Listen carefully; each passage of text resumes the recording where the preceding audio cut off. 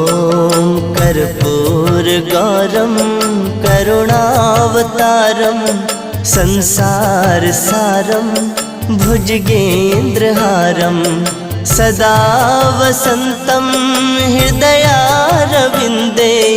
भवं भवानी सहितं नमामि भवं भवानी सहितं नमामि।